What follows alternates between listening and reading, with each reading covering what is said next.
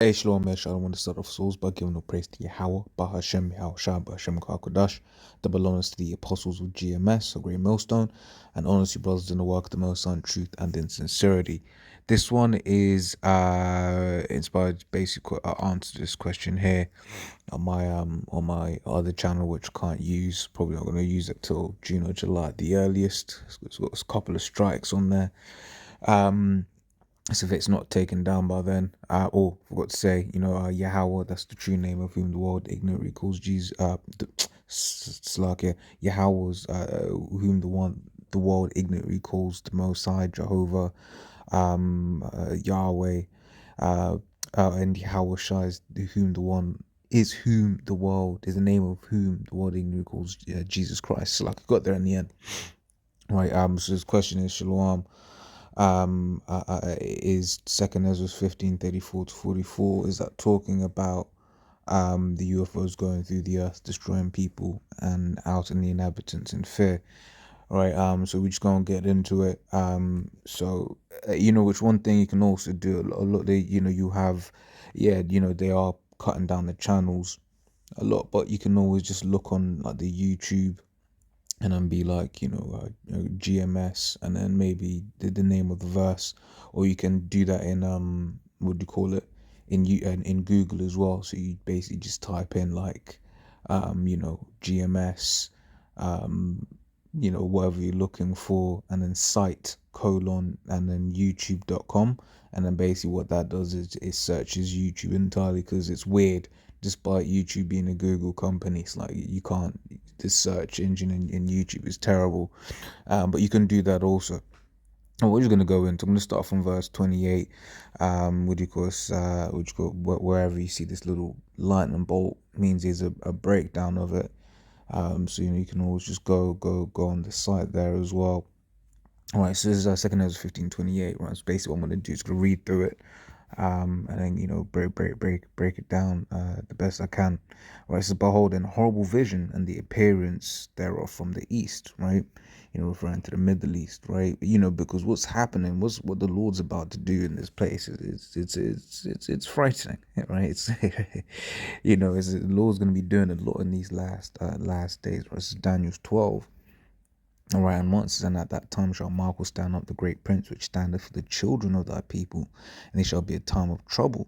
Right, so in fact, let's go through that slowly. Right, so we've got Michael, who's gonna be fighting for the elect. Lords, will we be of that number? Okay, but he's gonna be fighting for the elect, because the things that to happen, we're gonna need divine intervention to keep us safe and to protect us. It says, and there shall be a time of trouble, right, such as never was since there was a nation even to that same time, right? And that is the proof of that previous statement, right? The things, when you read the scriptures, when you read history, and you hear about certain things that have happened, right, this event, right, that these times that we're coming into is going to surpass all of that. Okay, and here it says, and at that time thy people shall be delivered, right? And this is the elect, everyone that shall be found written in the book. It's what the Lord's about to do. Right, it's like I said, it's gonna be bad, man. That was Habakkuk 3:8. Is that what I want? Right, it says, was the Lord displeased against the rivers? Was thine anger against the rivers? Right, was thy wrath against the sea, that thou didst ride upon thine horses and thy chariots of salvation? Okay, so basically, what Habakkuk's asking, like, he sees it, like, man, yo, Lord, hey, what was was you angry? It's like, just how angry were you? Like, what did the rivers do wrong? Right, that's the level of destruction that we're coming up to. Right, so when you see here, behold, an horrible vision, right, that's what it's going into. Right, it's going into the fact that the things are, in fact, you read 27, so for now the plagues come upon the whole earth, and ye shall remain in them, right, for the Most High shall not deliver you, because ye have sinned against him. Right, and that's it. People are, why do these things have to happen? Because it's a wicked world full of sin, right?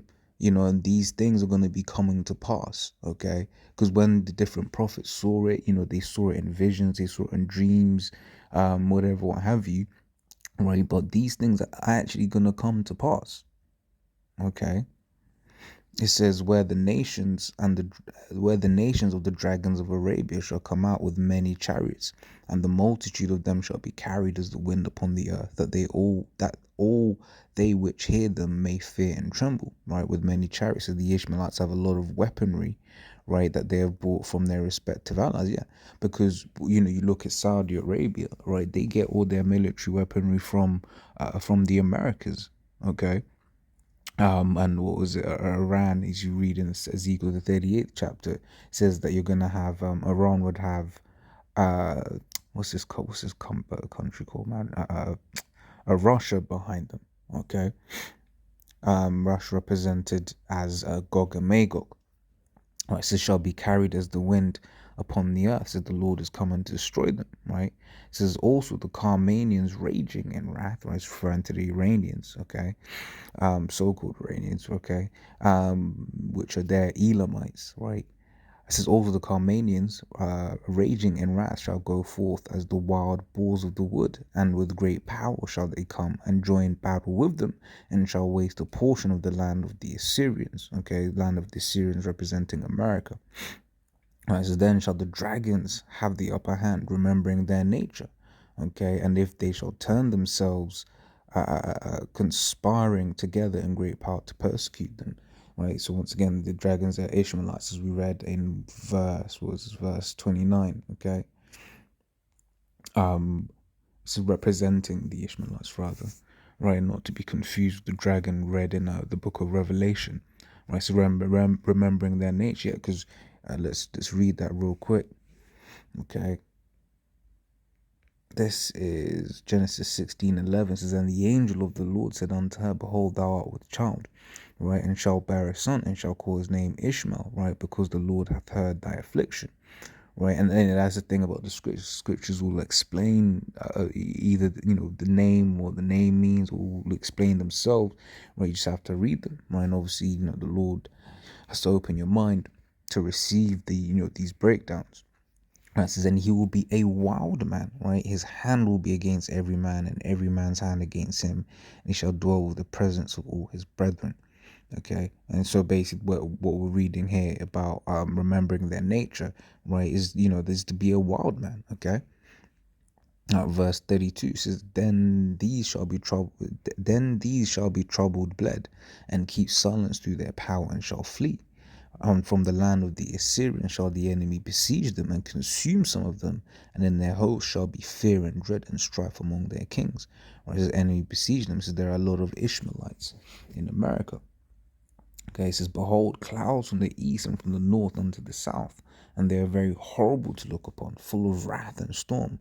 They shall smite one upon another, and they shall smite down a great multitude of stars upon the earth, even their own star, and blood shall be from the sword unto the belly, right, and the dung of men unto the camel's hoof. Right, it's because there's going to be a lot of death. This is the thing. We are entering into a season of death. Okay, those are the times that we're in at the moment. We're in a season of death. Okay, this is Ecclesiastes, the 3rd chapter. Right, it says, to everything there is a season, and a time to every purpose under heaven, a time to be born and a time to die, a time to plant and a time to pluck up that which is planted, a time to kill and a time to heal, a time to break down and a time to build up. Right, a time to weep and a time to laugh, a time to mourn and a time to dance. And we are very much in that time of killing, that time of weeping, right, that time of mourning. Right, forget everything that you read on the news. Right, forget all of that, because they're trying to say things are going to go back to look, it's done, it's finished. Right, it's finished. There ain't no normal. I mean, there wasn't normal before, but it is finished. Okay, right, we are coming into these last days, right, where the Lord is going to start opening up on this place. Okay, the Lord's been opening up on this place, but more and more and more. Okay, this is verse 8. It says, a time to love and a time to hate, a time of war and a time of peace. Okay, and that's what you've been seeing all throughout the 2020s, where this man was sowing division, right? Division here, division there, division everywhere. Okay, this is the end game, right? And that is in line with scriptures. Scriptures talk about I'll come to bring division. Okay, It says, yeah, time of war and a time of peace, yeah, because we're in a time of war. Okay. So that's why you're gonna have a load of dead bodies, and even just just in general, we can get this in 16th chapter.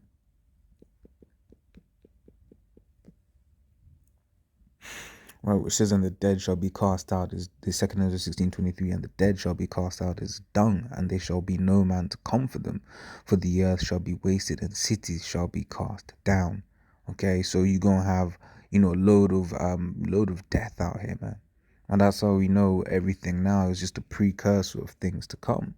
Okay, in fact, let's grab that also, book of Matthew 24, right? This is Matthew 24, and I'm just reading into it a little bit, right?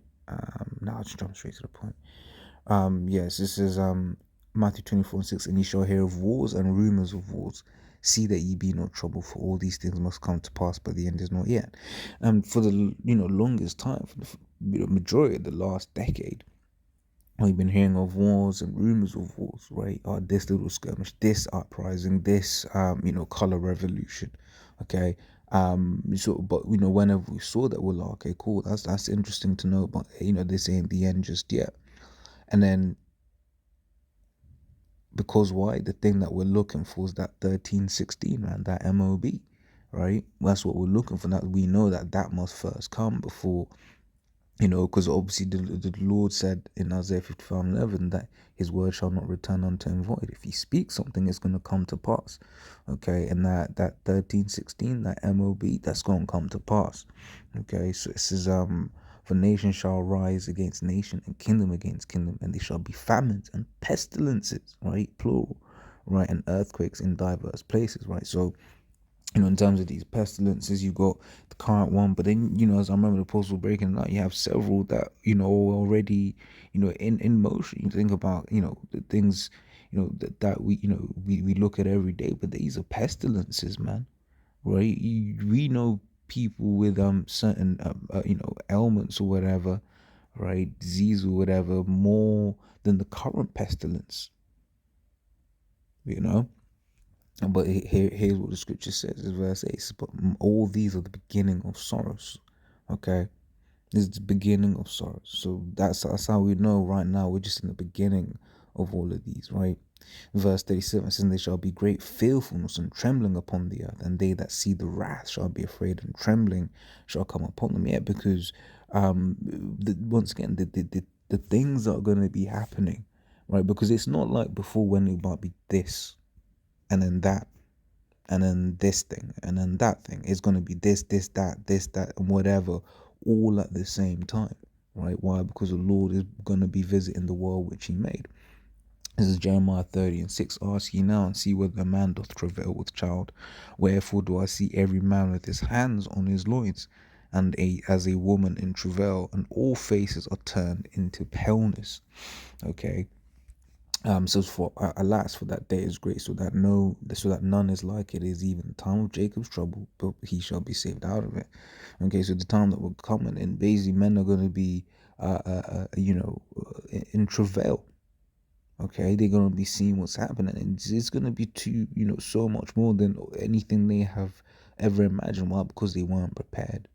And that's why we, on the other hand, have been commanded to watch and pray, right? To get in, into these scriptures, because these scriptures are the things that are going to keep us, keep us sane in these last days, right? The basics, right, of the scriptures, right, which is the main thing, because sometimes, you know how it is, man. Coming in the truth, you want to, get all the understandings, but at the end of the day, it's the basics that's important, right? It's being in the basics, and having the foundation in the basics that is going to be, what's the word I'm looking for, that's going to keep us steady, man.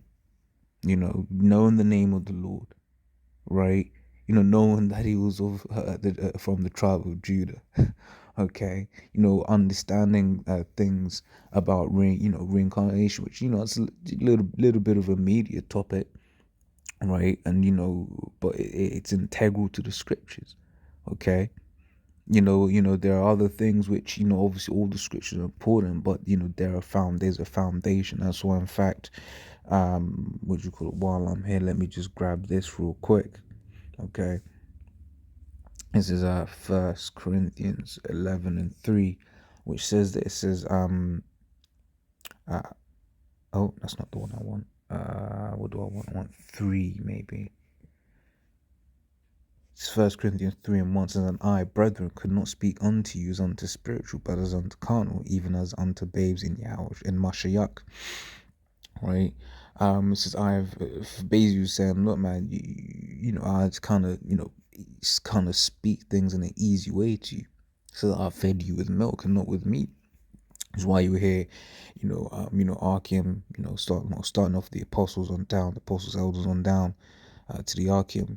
We might hear say, this is meaty, or this is just, this is milk, right? Because milk being like what you feed to a baby, right? And that's not said in a, in a disparaging way to be like, oh, you just a baby, whatever. Not. It's just understanding and being humble that look, first thing is we're born into this, we're renewed, right?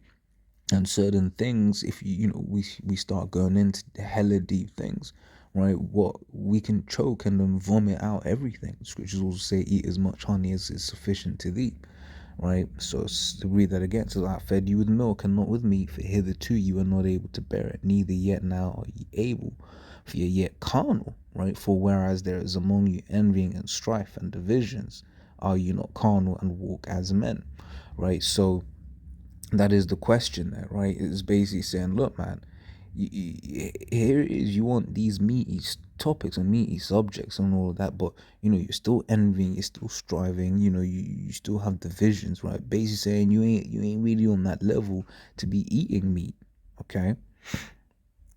So carrying on, right? So let me read that again, right? Verse 2 15:37 says, and there shall be great fearfulness and trembling upon earth, and they that see the wrath shall be afraid, and trembling shall come upon them.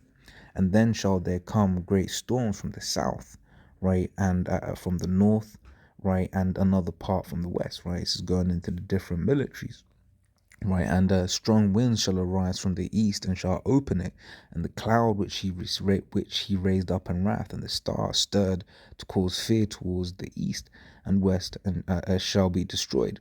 That the great and mighty cloud shall be puffed up, full of wrath, and the star that they may make all the earth afraid, and them that dwell therein, and they shall pour out every high and eminent place and horrible star, right? Fire and hell and flying swords and many waters, that all fields may be full, and all rivers and the abundance of great waters, right? Right. So fire, hell, and flying swords representative of the missiles, and many waters, the different armies.